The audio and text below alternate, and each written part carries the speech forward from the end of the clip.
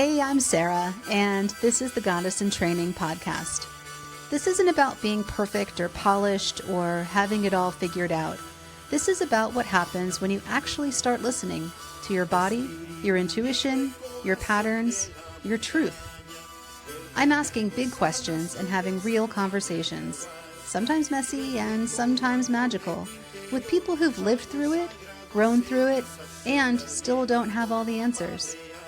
If you've ever doubted yourself, betrayed your gut, or wondered if you're the only one, you're not.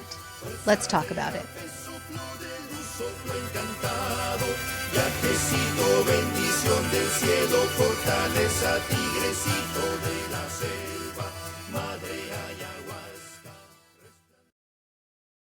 Welcome back to Goddess in Training. I'm Sarah, and today I'm sitting down with my dear friend Alecia, a brilliant strategist turned seeker who has spent the last 2 years living as a nomad and rebuilding life around intuition, community, and choice. In this conversation, Alecia shares how finishing a dual master's program led to an unexpected awakening, realizing that the conventional path didn't match their neurodivergent brain, values, or well-being. We talk about the courage it took to shed shoulds, downsize belongings, and follow the quiet instructions of their body, one train ticket, one couch, one conversation at a time. We get into the real stuff, asking for help when you've been fiercely independent, finding safety without a fixed address, the discomfort of not having your bed, and why chosen discomfort can be more liberating than the stress of staying stuck. Alecia also walks us through the practices that steadied them: meditation, tarot, gratitude, and a powerful season of solitude that rewired their relationship to anxiety, food, and daily life. If you've ever felt the pull to live closer to your values or simply want proof that intuition can rearrange a life, this one's for you. Take a breath, listen with your own inner compass, and let's begin.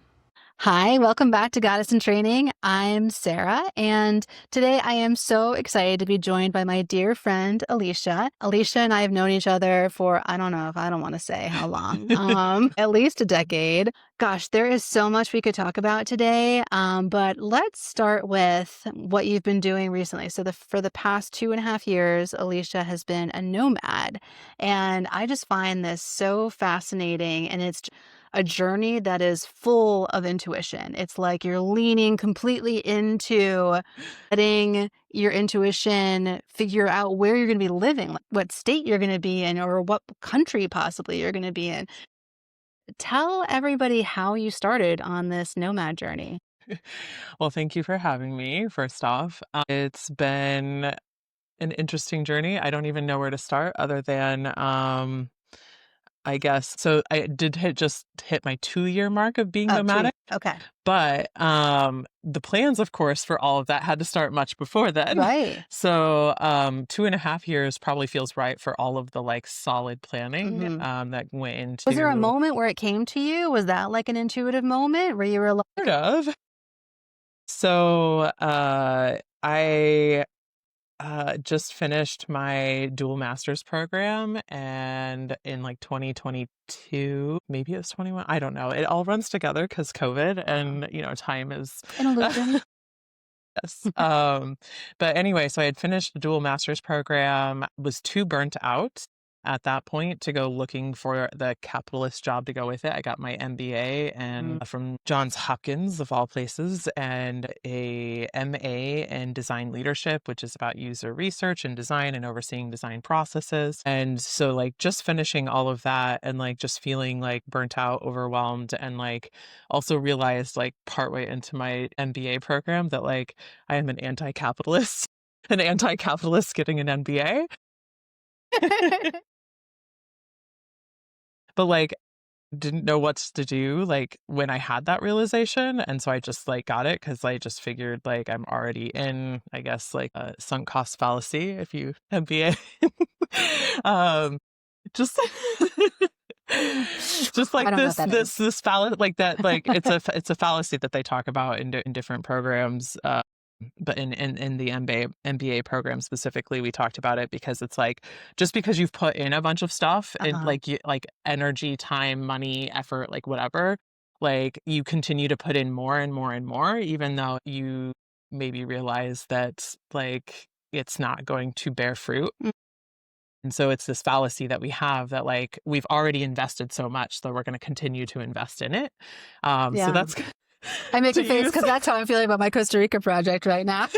So I kind of like, even though I was aware of that, like I still just like still did it. Yeah. And I guess for me, just like thinking, who knows what it'll bring, like, Yeah. and also just knowing like how systems work. I Hmm. love that. Like I love having all the tools of any trade. And I am an autistic human with my special interest is knowledge gaining. So I was already there. I was already, spent a bunch of money, and so I followed through. But anyway, all that to say is that MBA was not for me. Like going and getting a job with that was not for me. I realized like as I'm uncovering my autisticness, as I'm uncovering my ADHD-ness, and I only put it in air quotes in the sense that I feel like it's all just different brain types. So I use the labels to like talk about it, but I just understand that I'm a neurodivergent human, and we're all neurodivergent to an extent. Anyway, my brain type does not mesh well with capitalist systems and structures. Sitting at a desk for eight Yeah, to 10 hours a day. yeah.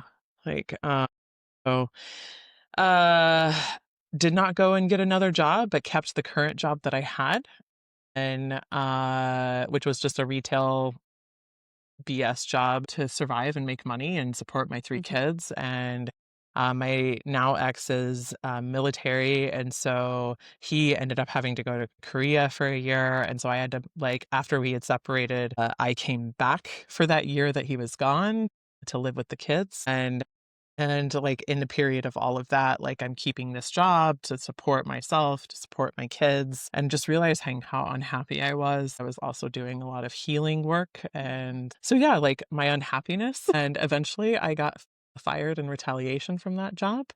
And when that happened, I was like, I don't know what to do because I don't want to go get another bullshit job.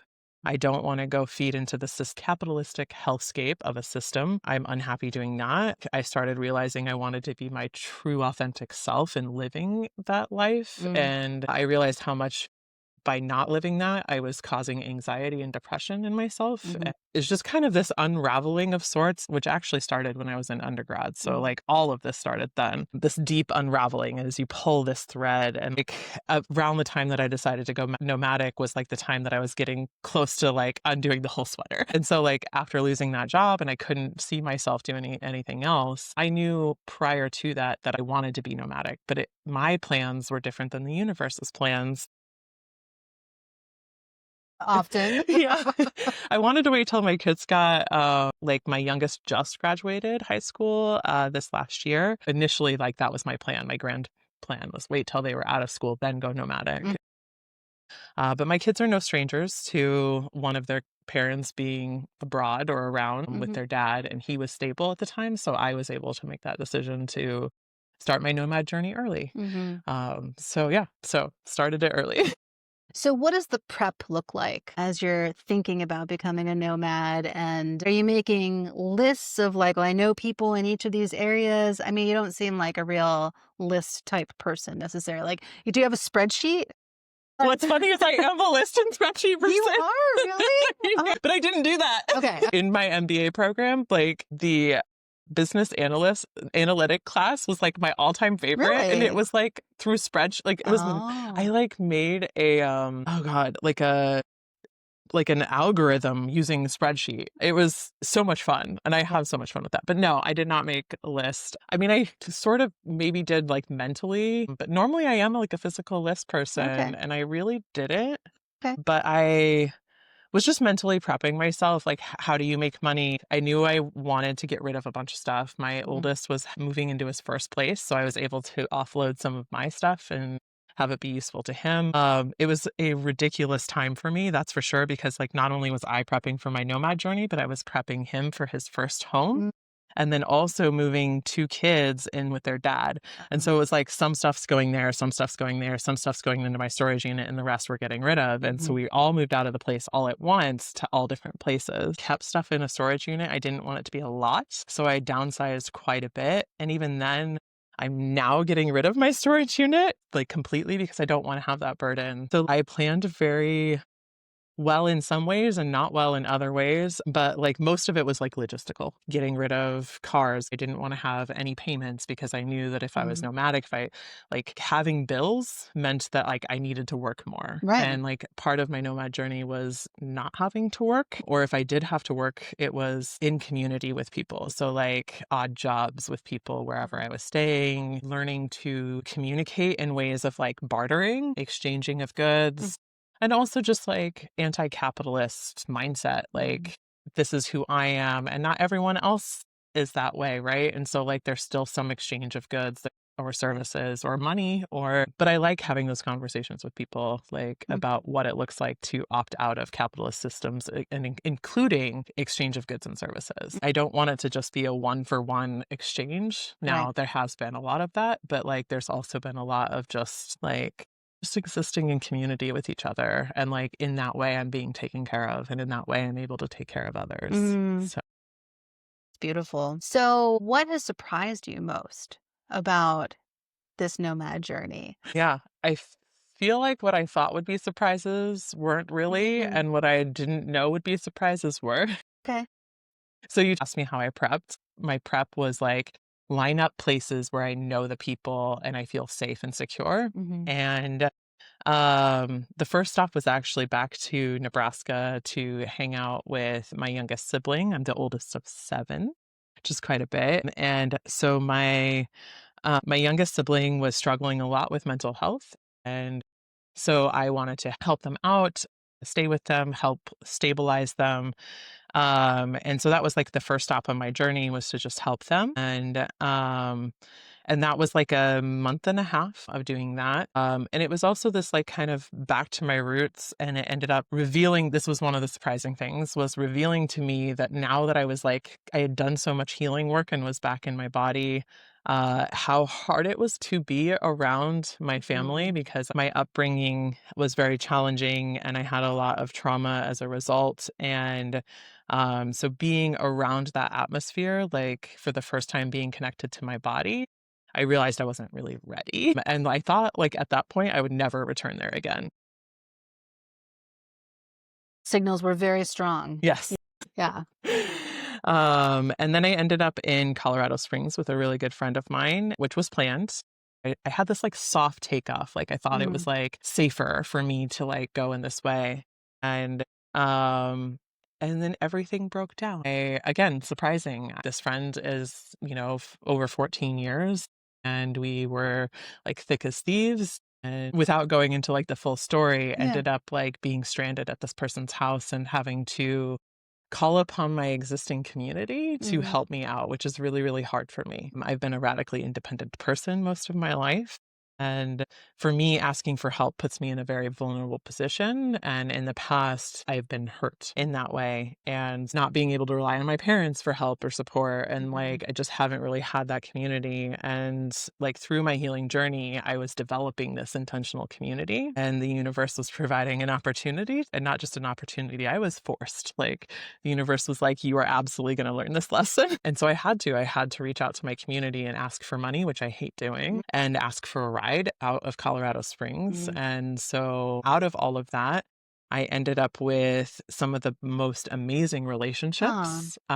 And once I ended up safely out of Colorado Springs and in Denver with a friend who I hadn't been in contact with in over 20 something years. And I've known her since she was born. We grew up as neighbors across the street from each Oh, other in wow. Sioux City, Iowa. And through that reconnection, I realized that we had been living parallel lives. Wow.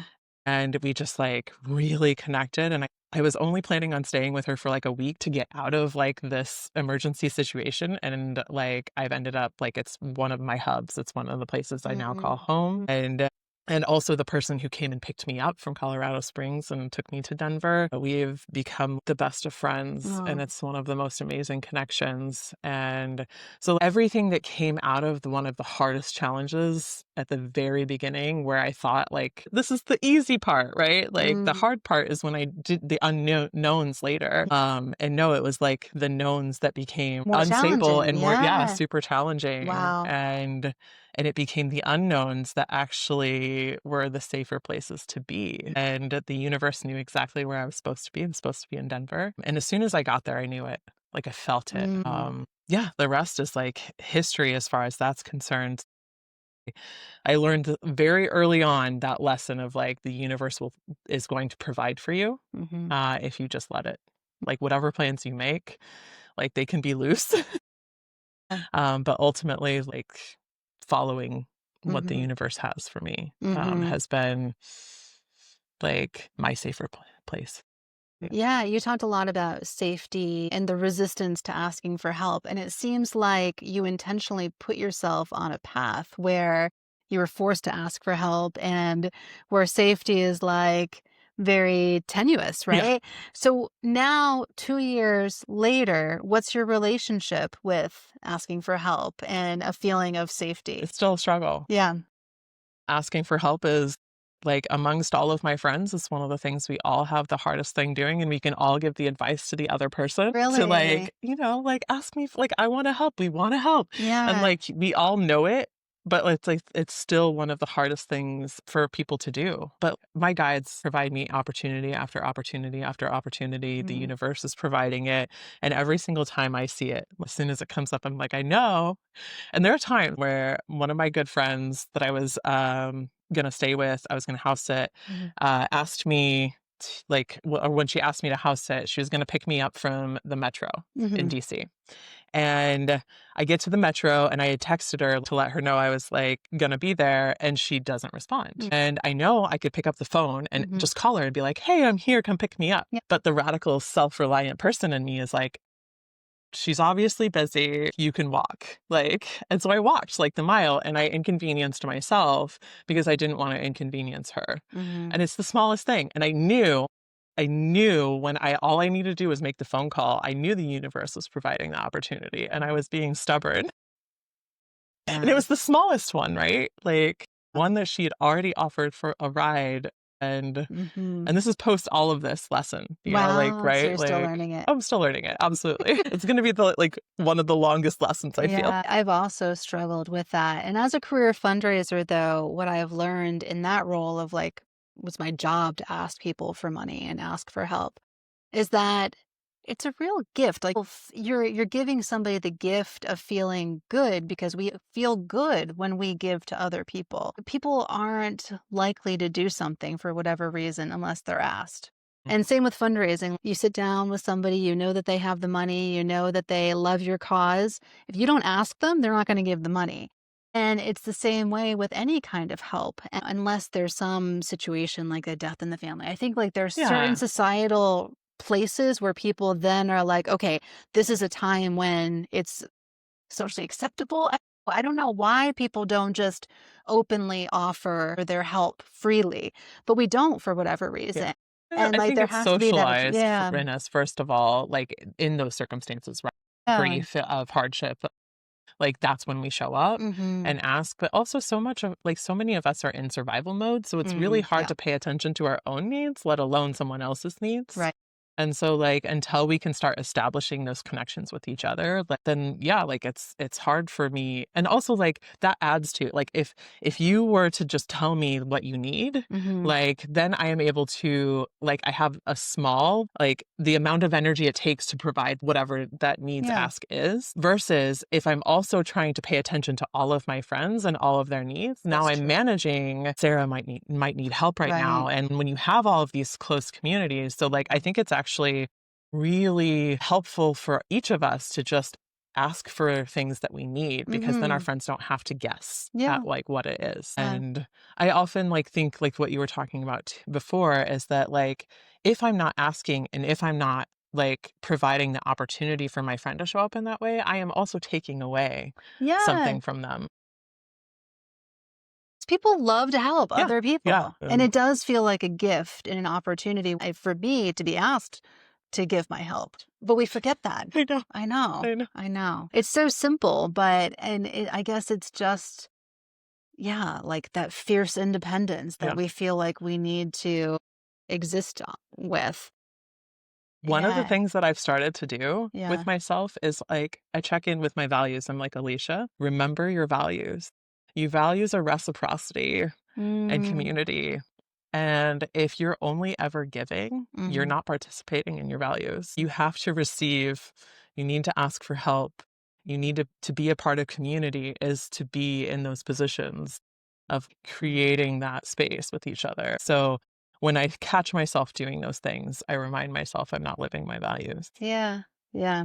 I love that. When you're talking about being a nomad, it feels like so much of that time, as I'm imagining it, might be uncomfortable. Understatement of the year. Because, like, you're staying with people that you know at different Or levels, don't or know. yeah, or I've stayed don't with know. strangers. Yeah. And then, yeah, and then, you don't have the comforts of home. Like, I don't have a bed. you've stripped My bed is yourself. gone. Yeah, you've stripped yourself of basically every comfort that that we have. You don't have your animals, you don't have your family. You have so little that is yours. How does that feel? How does it Surreal. feel to be so uncomfortable so often? It's a discomfort I choose. Right. And that helps a lot Mhm. because when I was living the capitalist life, living within the systems that exist, that was also really stressful and uncomfortable and hard. And I was anxious and depressed and suicidal like most of my life. I didn't choose that stress. Also, because I was like very inauthentic to myself and my Mhm. values. So like this, I get to live in my values. I get to Mhm. be my authentic self. And so yes, it's a stress and yes, it's a discomfort and it gets super challenging at times. But it's like so much easier than what I used to live. So much easier. Not having my own bed to go home to, like there's no home. I talk about home bases. I do have home bases and that's where my community is. Mhm. DC, I have a community of people. Denver, I have a community of people. And out in Washington State, I'm starting to build my community, rebuild, I should say, my community of people there. I lived out there for 3 years Mm. in Tacoma. Washington. But like having those hubs in like those three places is great because it's like West Coast, East Coast, and Yeah. Central. This is part of like that discomfort of the unknown is like I do know that I'm going to be taken care of because I do know that if like something falls through, I have multiple places to stay. Mm. And all I have Mhm. to do is get to that. I feel way more comfortable doing what I'm doing even with all the discomforts that come with it of like Mhm. not having your things. And I'm learning to shed the things that don't matter. Mhm. And don't get me wrong, like I started with a lot. And like for the people who set me off, my partner and my kids and my ex all helped get me on the first train out of DC area. And I had so much luggage. I had Right. like 2 giant rolling suitcases, several bags, the hiking backpacks. I had one on front, one on back. I had bags on top of the suitcases. Like, I don't know how I did that. Like, I honestly Yeah. don't. But part of that was like a learning to let go because that baggage really did become baggage. Right. And I'm like, and I ended up realizing what I love. I have my costumes, all of my beauties, but like from day to day, I have like my autistic comfort uniform, and it's like a pair of pants and this like sweater that you'll see me in all the time. And that's what I wear like most of the time. So I learned to like let go of a bunch of the stuff. Mhm. And don't get me wrong, I still have stuff, but you learn like what is important to you when you really don't want to have to carry it around all the time. Mhm. How has the discomfort affected your healing journey? It's helped me have a different relationship to pain, to discomfort, to um, suffering. Um, I'm still struggling with it all, but being back in my body before, like I was very disconnected from my body Mhm. because pain was so uncomfortable that like, and I needed coping mechanisms to like Mhm. get away. And over time, like over the 40 years of my life, I disconnected myself from my body, and Yeah. then like again, anxiety and depression. And I have this theory with anxiety and depression that when we don't allow ourselves to feel, when we like we push it all down, when we like disconnect ourselves from it, anxiety is your body screaming that something's wrong Oh, because you're yeah. not able to pay it. Like you no longer have feelings of like anger or scared or any of these things, like Mhm. none of these feelings that you're paying attention to. And when you're not paying attention to those things, and your body's like, I'm just like, Screaming at I'm you. screaming at Yeah. you. Yeah. And I had panic attacks my whole life. Mm. And I struggle with so much anxiety and depression. And sometimes it just like would loop through the two. And same thing with depression. Like when you cut yourself off from all the hard emotions, you're also unable to experience the Yeah. easy emotions, the emotions that bring you joy, pleasure, like all of these things. And so you've narrowed your ability to feel.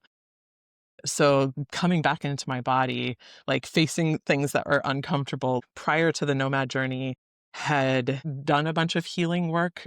I read a book on CPTSD, understanding the effects on the body. That's when I started coming back into my body, recognizing that like I am a strong and capable person. And so when I'm put in these situations that I can like handle that pain and not to choose the suffering part of the pain. So like I think often we can choose to sit in suffering when we're faced with the pain, but I'm learning to not sit in suffering, to use what I call are my roots, my foundation. That's my tarot and oracle practice, my friends, meditation, my gratitude practice. Like I have all of these strong roots and foundations to lean into when I'm facing pain, when I'm facing discomfort, when I'm facing challenges, because I know that I am strong enough to actually feel that now, to actually face it. And that I have support and resources in order to do those things. Now, I'm not perfect with it. Like, I still struggle like hardcore with it. And like 2 years ago, when I started my Nomad journey, even though I was off of anti-anxiety meds and depression meds, I still had situational anxiety meds. I got on the train and I had a panic attack because it's like this huge thing that I'm doing. Surrender. Yeah. With so much faith.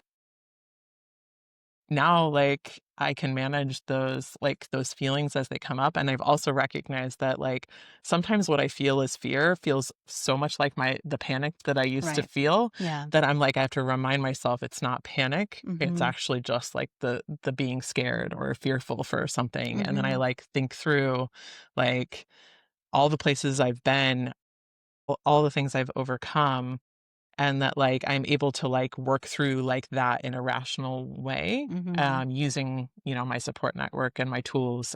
I have like a book of remembering that I made for myself, which is like really helpful when you are like experiencing fight or flight or freeze fawn responses, so like 4F responses, or you're feeling out of body, to help bring yourself back in and grounded. So I have this like manual that I made for myself. If you're in hypo or hyper arousal, like which one, different activities that you can do to help bring yourself back into like being grounded. It's specific to me because I understand myself. And so like, what are my values is part of that book of remembering. What am I grateful for? Who's my support network? Have you pulled some cards yet? Have you been in touch with your guides? I just know that like if I'm in this hyper arousal or hypo arousal, that I am able to grab this book and help myself through that moment and to get to the other side. And I'm not always perfect about it again. Like it's a practice. It's a journey. It sounds like an amazing tool though. It's been super helpful. So you've mentioned your spirit guides, and have there been times when you feel like, you had a plan to go to one place and your guides were like, nope, and you have to like, and then you decide to listen and change course? Or conversely, are there times when you haven't listened to that inner voice, to your spirit guides, the universe, and things have then gone wrong? So 2 years ago, when I started my Nomad journey, was the moment where I had my own plans and the universe decided otherwise. Right. Since then, I would say my practice is pretty intentional. I'm not saying I don't make wrong choices. I absolutely do. But like, I feel like I'm able to correct myself pretty quickly. I'm learning to understand my own intuition. It's a struggle that I've had for a long time because I was so disconnected from my body. I will say that like often, like if I pull a card and I feel the resistance within, 2 years ago, if I had that happen, like you kind of ignore it, right? Or you're like, that doesn't feel right, or that doesn't, like whatever resistance that you have that comes up, like as soon as you pull that card and you're faced with it, I would get that card over and over and over again, or similar cards until like. I hate it when that happens. You're like, no, I don't want that card I know, again. I don't want to face this. Like, I really don't. And just in that moment with my friend at the metro, like, I knew it was happening. I saw it and I still chose. Like, so it's been in smaller moments. As far as everything else, I speak into existence. Like, so like I'll get cards about solitude. and I spoke into existence. I need solitude, like I need a place. And I can't remember where I was located at the time. I was often like back and forth between Denver and DC area. But like I also spent time in Santa Fe and a few other places. But at this moment in time, I was probably somewhere between Denver and DC. And I know I need solitude. I'm pulling cards of like, hermit cards, solitude cards. I know I need this time, and it's getting to be winter, which Mm. I hate winter. And I don't know that I've ever been in solitude up until this point where like I realized that's what I needed. And you must be around people all the All the time. time. All the time. All the time. And Yeah. so solitude feels very hard to get You don't have your own room. in a You don't- nomadic yeah, journey. Yeah, you don't have your own house. Yeah. And as I'm like speaking it out loud to people that this is what I want, I knew I wanted to go out west to see old friends in Tacoma, Washington. And I had reached out to a few different people, and I was hitting like almost a wall. Like all of my past friends, people that I had been in touch with, weren't able to host me at that time. And so I just put a thing out on Facebook like, hey, like I really want to come to the area. And a really good friend from undergrad there, which we were really good friends on campus, but we never hung out really outside of campus. And so we did a lot of volunteer work that overlapped on campus. She was like, I have a spare room. You're like more than welcome to come for a few days. I know because we hadn't been friends outside of like campus that it was a trial, thing. Right. And part of me was like, should I just cancel? Because this is only going to be like a trip for like 4 or 5 days. That's the most that she can host me because like, we don't know each other. But then something inside of me, intuition, right? That was like telling me, no, like you should go. Just like go. you just, like, it's okay. Just go for 4 or 5 days. You have the ability to do that. And so I did it. And of course, we hit it off. We had an amazing time. And she was like, oh my God, yes, you're more than welcome to come back out here. I ended up doing some work for her in her yard. She's doing it in this amazing way to become a rain garden. And anyway, it was a lovely time. But while I was there for that 4 or 5 days, there just so happened to be a happy hour from like our school, like where we both graduated. I showed up to it, and it's like alumni, current students, future potential students, like all intermingling. And I run into another person that my nonprofit work had overlapped with his work. And so we reconnected. And as we're reconnecting at this happy hour, he was like, oh my God, I have this like little bungalow that's sitting empty. Why don't you come stay? And I was like, There's the solitude. there's the solitude. And I did. Yeah. And that solitude was pivotal. I was there for part of this November, December, and January. So part of November and then just all of December and like almost all of January. And life-changing. The amount of healing I did in those 2.5 months in solitude far outreaches any healing I had done previous. I talk about the anxiety, the depression, and all of that. Like, I've been like, the anxiety has affected me in such a way that I couldn't eat my first meal until like 3 or 4 p.m. I started meditating while I was there. That was one of my goals. Something I didn't think I could ever do because I have a million voices that were always up in my head. Through a bunch of work that I had done prior to, laid the groundwork to be able to do like actual guided meditation. And then I did self-meditation as well in that like 2.5 months. And January 11th, a rebirth awakening moment in meditation where it was like over 4 hours of meditation. I was specifically working with healing energies. I had had a rock bottom moment like a couple of years before where I was drinking heavily to cope with like all of the things. It was while I was getting my dual masters and I'm taking care of kids, and like it was just like life was chaotic, and I had all the coffee to like get through my day and all the booze to like go to sleep at night, and it got me through. But I did hit a rock bottom where I was like, that's not sustainable, and that kind of started me back on my own healing journey.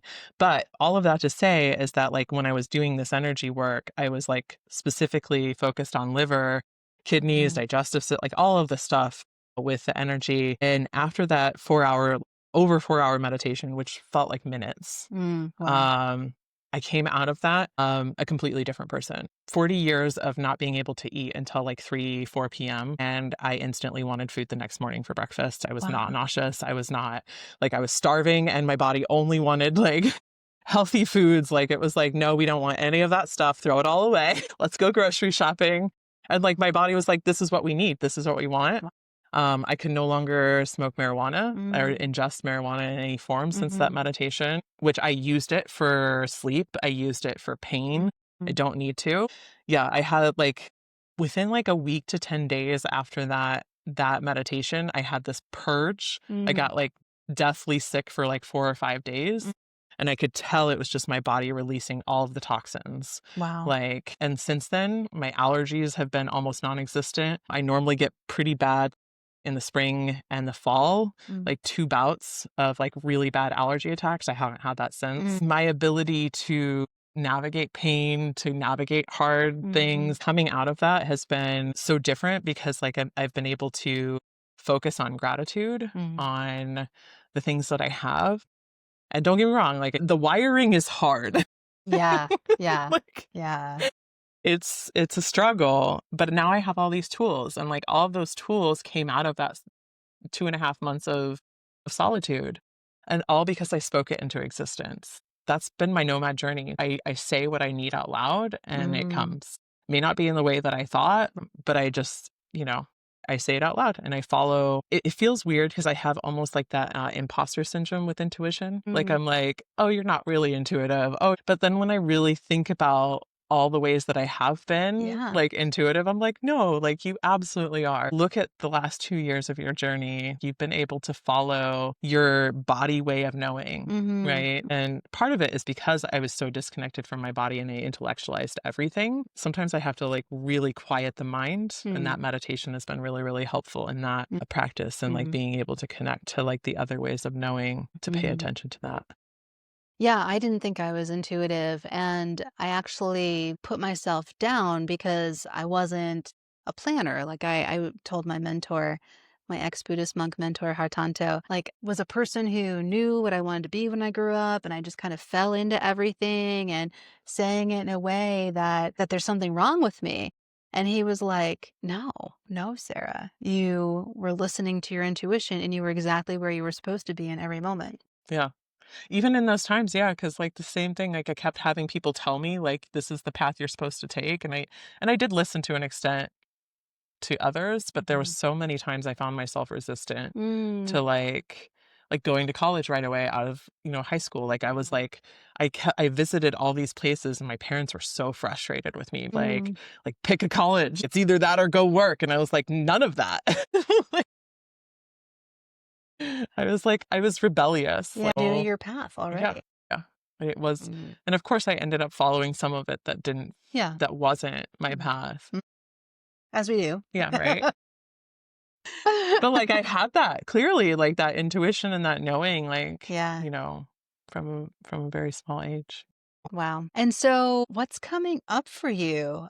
We've been having a lot of conversations about how the world around us is changing and how reality is changing and the systems around us are going to be changing even more profoundly. And what are your thoughts on how to take this knowledge that you've learned through this really unusual journey? I'm sure people are like, "What? You're a nomad?" Like, how do Yeah. people yeah, first before we get into like the future stuff, how do people respond to you when you say, Most you people say, like, "Oh, that's so cool, I wish I could do that." And I'm like, "First of all, you could." uh, I feel like any of us can. And don't get me wrong, I get it. Like, we all have kids, we all have responsibilities, but like, we all make choices. I've also seen families with kids and tiny houses that are movable. There's a million different ways to do things. We are our own creators. But yeah, mostly it's like in awe and like people are like, I wish I could. yeah, And something we don't even really consider as an option for no, ourselves. I mean, the Yeah. structures in place make it really, really hard to do that. Like in its own nature, like there's a lot of laws and there's a lot of stuff like surrounding like sleeping in Mhm. your cars or, like all of the stuff that's like very anti houseless people. Even just like filing your taxes, being attached to an address. Like any kinds of benefits, they want that mailing address and it often can't be a PO box. I use friends' addresses all the time because like Mhm. that's the only way I can function in many ways is to have that kind of mailing address. Mhm. Um, but yeah, What anyway. about voting? I mean, same kind of thing, right? Yeah, yeah. Like, Right. I am pretty anti-establishment, Yeah. so voting for me is not anything that I am interested in doing anymore because I find that it keeps us complacent I forget which university it was, but one or two different universities, I want to say Columbia was one of them, but don't quote me on that, came out with an actual study that was like voting doesn't do shit. Again, part of this nomad journey and kind of getting to your second question, what now? Everything that I've been doing is to opt out of the establishment as much as possible. So not having rent, not having a house, not having a car, not having, car insurance, getting rid of as many systems and structures that used to like have such a hold on me, which that was part of my prep work, right? The logistical prep work. And so getting rid of as much as you can. Even right now, I've paid for a storage unit for 2 years. That's how much money, to keep belongings that like I rarely see. And don't get me wrong, like I have some of my precious things, but now I'm finding homes for them within my community. I think that too is like giving ourselves to like not do everything perfectly right away. Like I knew I didn't want a storage unit, but like that didn't happen right away. Or like when I took off with all the bags and all the things, like I knew I didn't need all that, but like, I didn't want to strip myself of everything and be put in shock either. Right, exactly. Like, and so it was like, I knew when I took off with that much baggage that it would be baggage, but it was like teaching myself my own lesson. Yeah. And I knew that's what I was doing, like from the get-go, and that's okay. Well, and just the symbology behind shedding as you're traveling throughout the entire country and leaving things behind in every place. But yeah, like the healing, the staying with people, like to not have all of these these responsibilities that I used to have means that I don't have to work as much to sustain like this lifestyle. So like I was living off of less than $600 a month. And in like a good chunk of that 2 years. So it was just working enough to like get to the next place, to buy food, to maybe chip in some gas, but like the bare necessities. But again, all of this is so that like if I had to work a full-time job, I wouldn't be able to spend time with people. Right. I wouldn't be able to have the relationships that I have with the people that I have now. Yeah. I wouldn't have community. And I think that all the time with all of the structures that do exist, and like we're all again in survival mode. And I think it's that way on purpose. If we're all in survival mode, then none of us have capacity to build community, to see things differently, to envision things in a different way. Yeah. Because we're so bombarded with the everyday struggle, the everyday life. And me being who I am in the last 2 years has been able to like show people that things can be done differently. Also, it helps like with capacity building in them. Like, so like when I stay with them, I'm able to help with kids and cleaning and organizing and whatever tasks that need done. And when I'm able to do that, then they have just a little bit more capacity in their life. And so like, not only are we having time together, like that we wouldn't have otherwise, but then like, they're able to free up some capacity in their life to maybe do something that they wouldn't have been able to do before. Like, I really see changing our future as like lots of little acts of creating the capacity in each other's lives to be able to show up more, to be able to build more community with each other.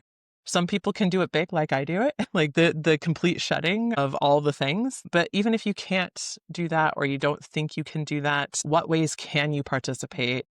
Can you start a dinner group among friends where if you have like 5 or 7 friends, right, that all live in close proximity to another, like let's say I made dinner for everyone one night, you made dinner for everyone another night, and we just exchanged.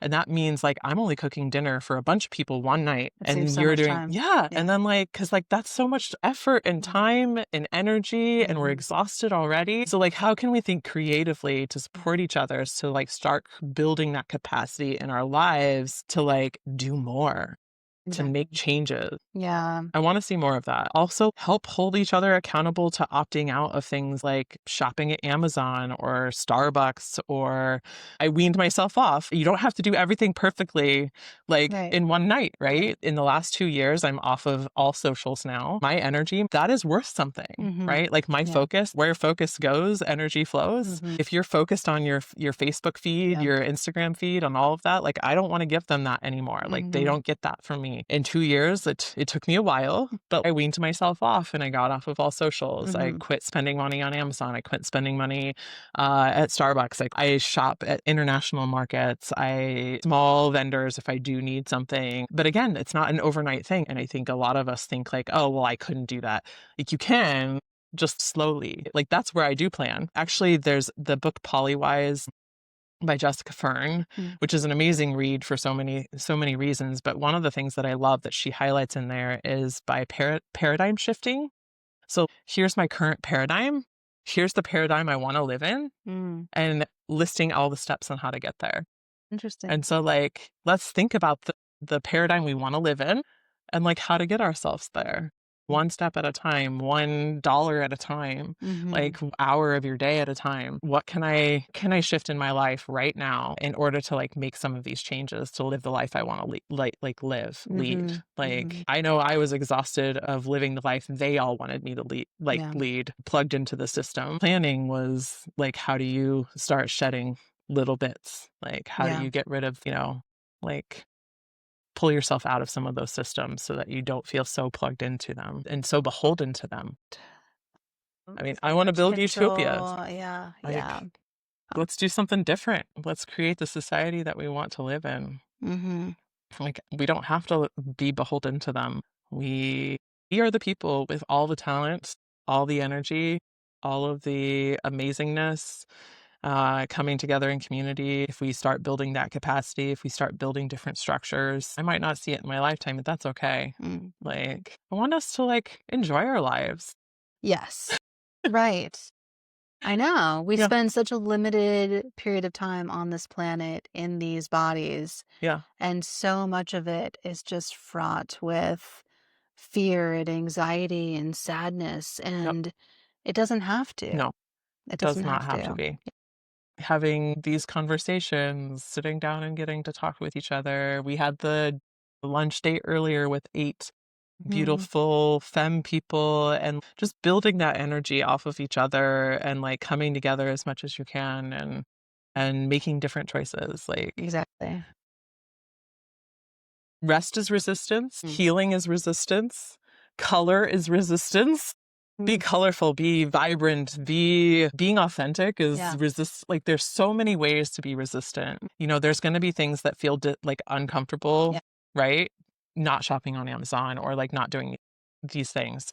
But like you can replace it with other things that bring you joy. Right. Whether it's I love nature, like so I love getting out in nature more, Mm. but like even if it's just like hanging out and going dancing with your friends, like whatever Mhm. it is that brings you joy, Mm. instead of spending, maybe $100 on, stuff that's Stuff. gonna just sit. Like I love books, love them so much, but when I go to like all these different places, I see all these books on the shelf and I'm like, you never get to read any of them, do you? And it's so sad because you get to buy all of them. You have the money to buy them all, Right. but you don't have the time to read them all. Exactly. Like, read a book.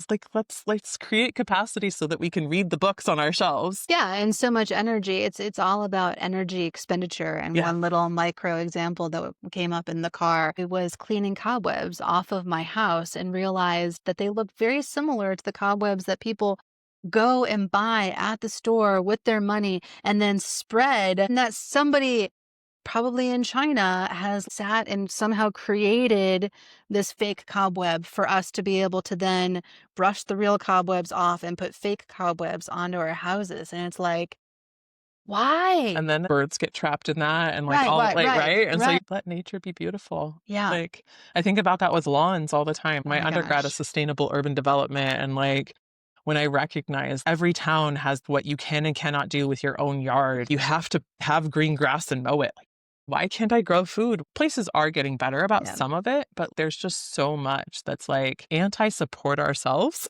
infrastructure to keep us in those systems. Yeah. Severity, right? Moving toward that. Yeah.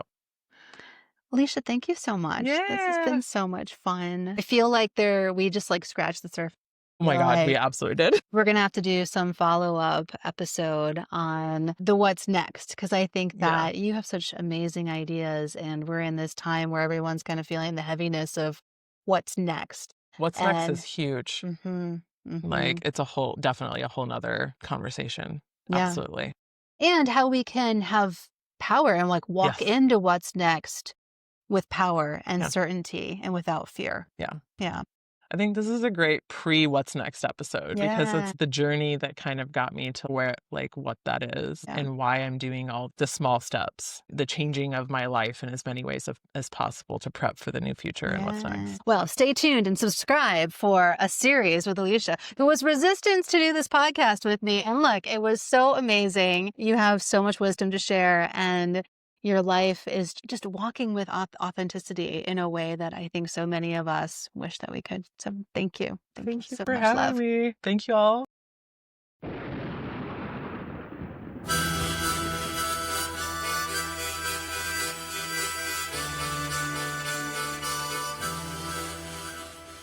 Thank you for tuning in to Goddess in Training. I hope something in this episode stirred your knowing or softened your heart. If it spoke to you, share it with someone who needs it, or leave a review or comment to help others find us. If you're watching on YouTube, please like this video and subscribe to the channel. If you want to hear more conversations like this, please consider supporting Goddess in Training on Patreon. For more tools and offerings to deepen your intuition practice, visit goddessintraining.online. You can also join the Scroll of Seshat on Substack for twice-weekly stories of how I followed my intuition. The music for Goddess in Training is Madre Ayahuasca by Arkawa, and you can find more of his music in the link to his website in the show notes. Remember, your intuition is not a mystery, it's a memory. Keep listening. Resplandor de fuego, estrellita, tabaco santo, fuerza de rapé, soplo de luz, soplo encantado, viajecito